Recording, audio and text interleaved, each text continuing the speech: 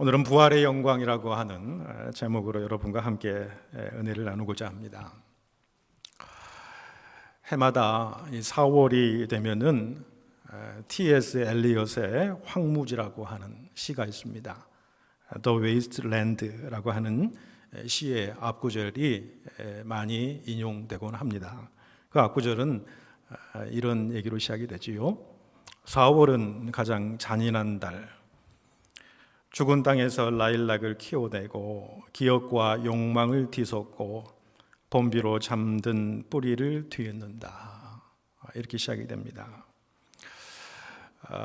시인은 현대인을 황무지에 사는 죽은 산자, 영어로 The Living Dead라고 이렇게 부릅니다.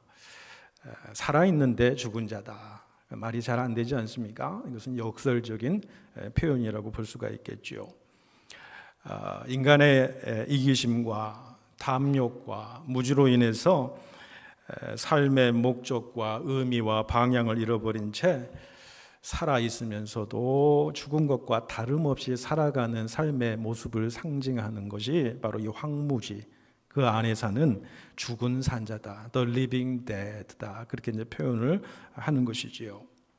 그래서 사람들은 때로는 현실에 너무 버겁고 무겁고 고통스러워서 그 무감각한 땅 속의 모든 것을 다 망각한 채 그 안에 잠들고 싶어하는 모습이 있다라는 거예요. 그런데 그 의식을 흔들어 깨우는 것이 뭐냐면 봄이다라는 거예요. 봄이다라는 거예요. 시의 19에 보면 봄비로 잠든 뿌리를 뒤흔든다, 그렇게 이야기하잖아요. 우리의 잠들어진 의식을 흔들어 깨우는 것, 그것이 바로 봄이다, 그렇게 이야기를 합니다. 그래서 봄은 잔인하다, 이렇게 역설적으로 표현하는 것이지요. 어떤 절망과 무감각과 죽음조차도 이겨내는 19에서 보면 라일락의 그 소생, 그 부활을 보면서 4월은 가장 잔인한 달이다, 그렇게 시인은 표현합니다. 저는 이 부활절의 의미를 여기에서도 우리가 발견할 수 있다고 생각을 합니다. 부활은 죽음을 딛고 다시 살아나는 것이지요. 부활 이전에는 반드시 죽음이 있어야 됩니다. 내 인생 살아가는 우리의 삶 가운데 이 죽음보다 더욱더 잔인한 것은 없겠지요. 죽음은 우리의 육신의 죽음도 있겠습니다만은 우리 내면에 죄악의 죽음이 있을 수 있지요. 탐욕의 죽음, 또 오만의 죽음, 교만함의 죽음, 이기적이고 욕망에 물들인 자아의 죽음의 의미도 있다라고 하는 것이지요. 그런데 그 죽음이 있고서야 새로운 삶으로 다시 살아나게 되더라. 이게 주님이 십자가와 부활의 진리를 통해서 우리에게 가르쳐 주시는 영적인 법칙이라고 하는 것이요. 오늘 우리가 부활절을 맞아서 우리도 우리 안에 죽어야 될 옛 사람의 성품, 부정적인 그 모습을 십자가에 못 박고 예수가 우리 안에 다시 살고 내가 예수 안에 다시 살아서 생명력으로 역사하는 부활의 승리와 영광과 소망이 우리 모두에게 임하기를 간절히 소망합니다. 오늘 본문의 말씀은 부활 문제에 대해서 고린도 교인들이 가지는 두 가지 의문에 대해서 사도 바울이 답을 해주고 있는 본문의 내용입니다. 35절에 보면은 두 가지 의문을 이야기를 하지요. 죽은 자들이 어떻게 다시 살아나며 어떠한 몸으로 오느냐, 이것이 부활을 앞두고 고린도 교회 성도들이 궁금해했던 그 질문입니다. 이 질문에 대해서 사도 바울이 대답을 하지요. 사람이 죽으면 장사 지내지요. 장사 지낸 지 얼마 안 돼서 몸은 다 썩어져 문드러지고 없어질 것인데 어떻게 다시 육체가 부활하냐라는 거예요. 이 질문과 만일 부활하게 된다고 한다면은 그 부활체는 어떤 성질인가, 어떤 모습으로 구체적으로 나타나는가라고 하는 질문을 던지지요. 이에 대해서 사도 바울은 먼저 식물의 원리를 들어서 이 부활의 이치를 설명하는 것을 보게 되지요. 바로 36절과 37절의 말씀입니다. 어리석은 자여, 네가 뿌리는 씨가 죽지 않으면 살아나지 못하겠고, 또 내가 뿌리는 것은 장래 형체를 뿌리는 것이 아니요 다만 밀이나 다른 것의 알갱이 뿐이로되. 그러면서 38절에 보시면은 하나님이 그 뜻대로 그에게 형체를 주시되 각 종자에게 그 형체를 주시느니라, 그렇게 말씀합니다. 여러분, 각종 화려한 꽃을 피우는 그 씨앗을 우리 한번 생각해 보죠. 여러분, 씨앗은 종자입니다. 근데 이 씨앗 종자를 땅에 심게 되면은 이 땅에 떨어져서 그 씨앗이 죽어야 됩니다. 죽으면은 다시 살아나게 되는데 어떻게 살아납니까? 새로 나오는 어떤 싹과 줄기가 나오게 되죠. 그것은 심은 씨앗, 그 종자의 형체하고는 다르지 않습니까? 그리고 마지막에는 어떻습니까? 그 종자에 따라서, 그 씨앗에 따라서 하나님께서 그의 뜻대로 심겨진 각각의 화려한 꽃으로 피어나게 되더라는 거예요. 피어나게 되더라. 이와 마찬가지라는 거예요.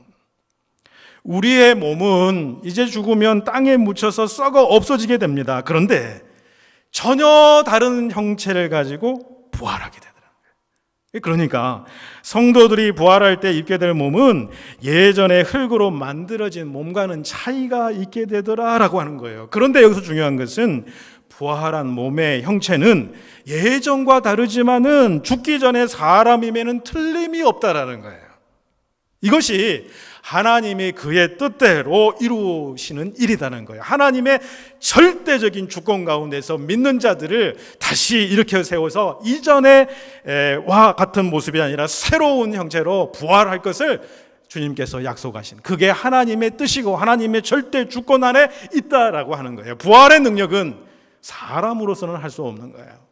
근데 우리에게 영원한 복음의 소식을 주셨는데, 주님께서 하나님의 뜻대로 하나님의 절대 주권 하에서 믿는 자들이 다시 새로운 형체를 얻어서 그 씨앗이 자라서 씨앗이 죽어서 화려한 꽃을 피우는 것처럼 우리도 그렇게 새로운 형체로 변화될 것이다, 그렇게 말씀해 주고 있는 것이지요. 그러면서 본문은 두 번째 질문, 우리가 부활한다고 한다면 어떤 몸으로 변화되느냐, 즉 부활체의 성질은 어떻게 되느냐라는 것을 대답해 주고 있는데, 그 대답이 바로 42절에서 44절까지의 말씀이 되겠습니다.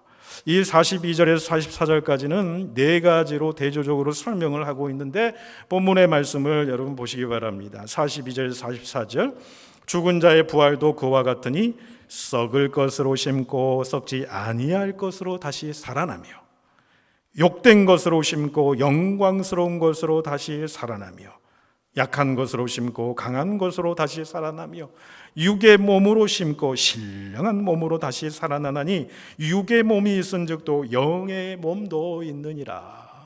네 가지 것들을 비교하면서 이야기를 하지요. 첫 번째 부활체는 어떤 것입니까? 우리의 육신은, 이 흙에서 나온 육신은 썩을 것으로 심어졌어요. 그런데 부활할 때는 썩지 아니할 것으로 다시 산다, 그렇게 말씀하시는 거예요. 예전 어른들이 이런 말씀들을 하시잖아요. 죽으면 썩을 몸뚱인데 뭐가 그리 아까워하느냐, 그러면서 열심히 일을 하도록 독려하는 것을 보게 됩니다. 여러분, 그렇습니다. 현재 우리의 몸은 흙에서 나서 흙으로 돌아가기 때문에 흙에서 썩어지게 될 것입니다. 그런데 부활한 성도의 몸은 썩지 않는 몸으로 다시 살아나서 영원토록 산다라고 하는 것이지요.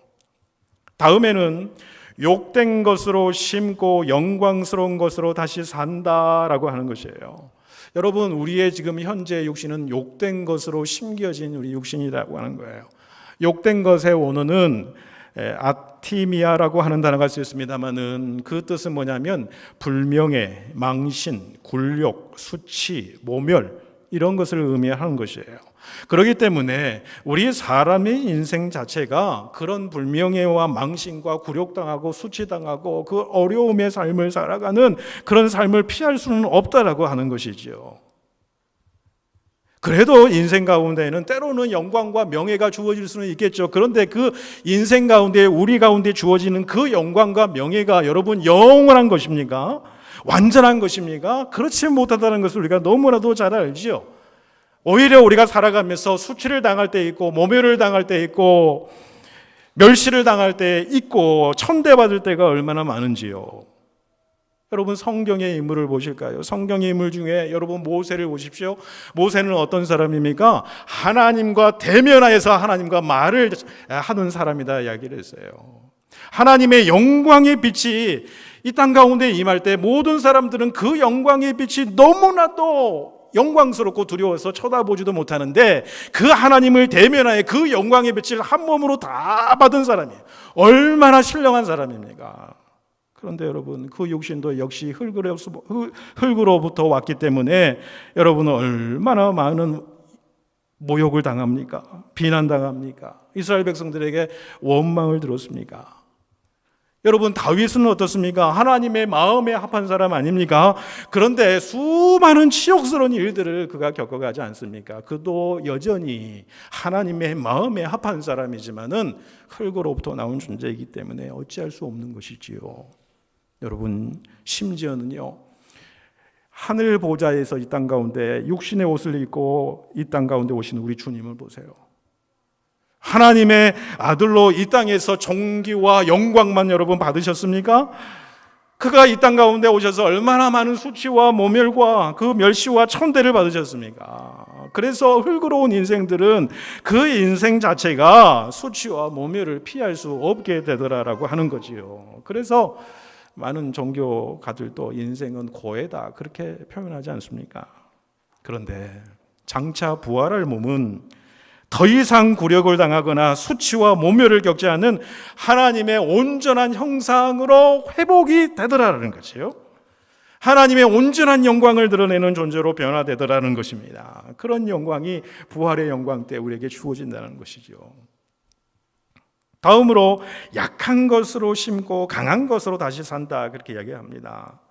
인간의 육체는 질그릇 같아서 쉽게 깨지고 다치기 쉽고 병들기 쉽습니다. 또한 육체의 유혹과 시험에도 쉽게 넘어가는 연약한 존재가 바로 인간의 그 연약한 존재라고 하는 거지요. 그런데 부활의 몸은 어떻습니까? 어떤 시험과 유혹이 와도 그 가운데 넘어지지 아니하고요, 강건하며 굳세며 어떤 위험이나 질병의 침해를 받지 않는 강한 몸이 될 것이다. 이게 부활 때 우리에게 주어지는 놀라운 몸의 변화. 마지막으로 육의 몸으로 심고 신령한 몸으로 다시 산다 그렇게 이야기를 합니다.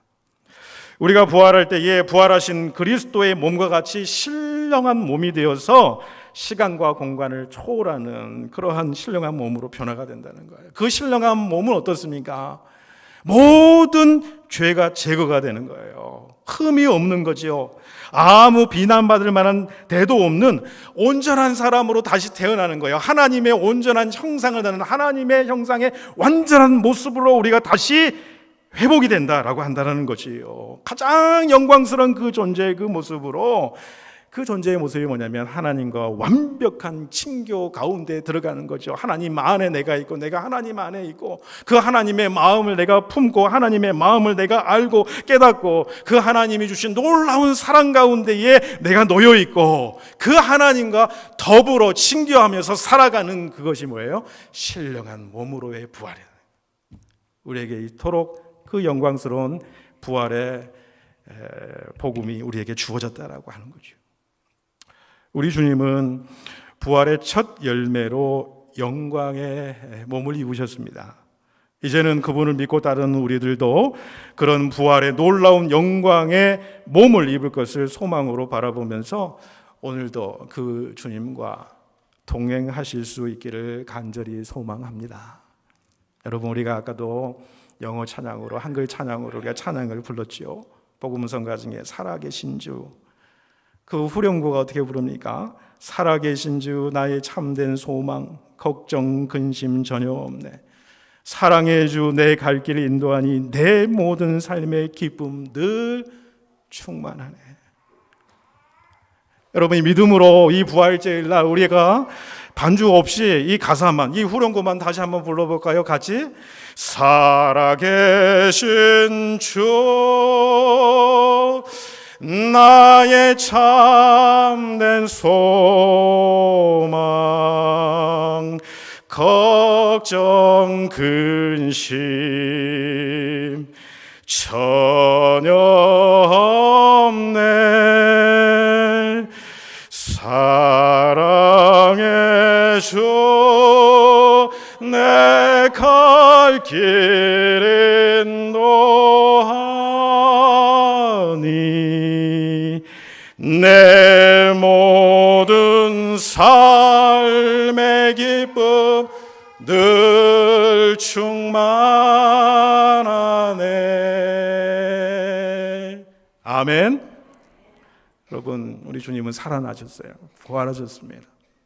주님께서 살아계시기 때문에, 우리의 주님 되시기 때문에 여러분이 가지고 있는 모든 두려움과 걱정과 염려 다 주님 앞에 내려놓으시기를 바랍니다.